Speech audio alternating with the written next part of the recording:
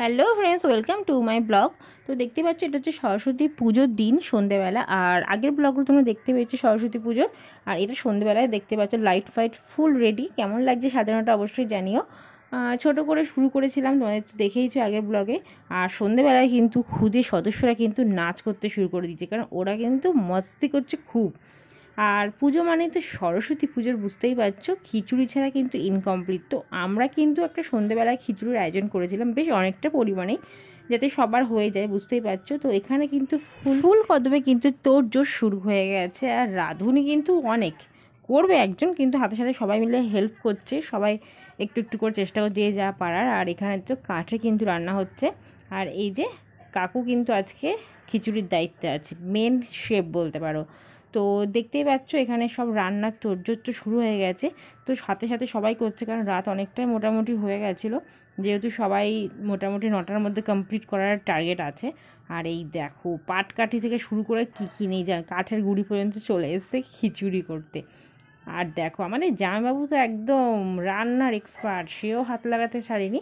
তো সবাই মিলে তোড়জোড় চলছিল, একটু একটু করে সবাই নাড়ছিল, কারণ একার পক্ষে সবাইকে দেওয়াটা ঠিক না। সবাই মিলে যেহেতু করা হচ্ছে, সবাই মিলে একটু একটু করে নাড়াটাই ঠিক। একটু করে সবাই রেস্ট করছে, তার সঙ্গে চলছে নাচ গান, হই হুল্লোড় তো আছেই।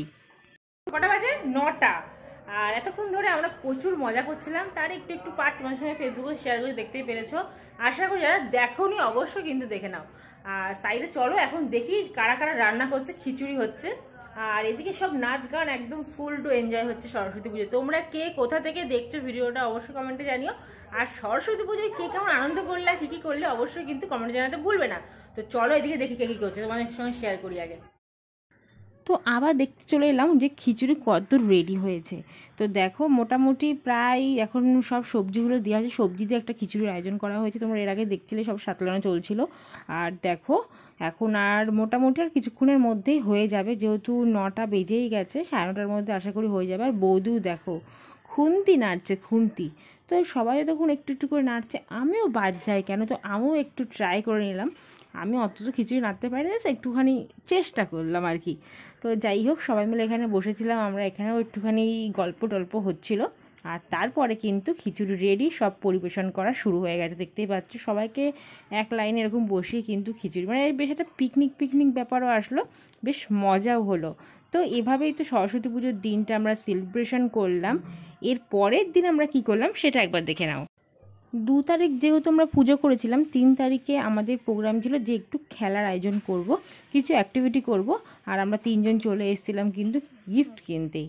তো তারপরে একটু রেডি হয়েছিলাম বেরোনোর জন্য।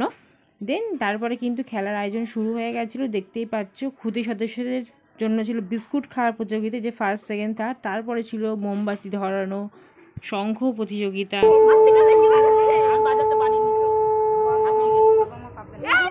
First prize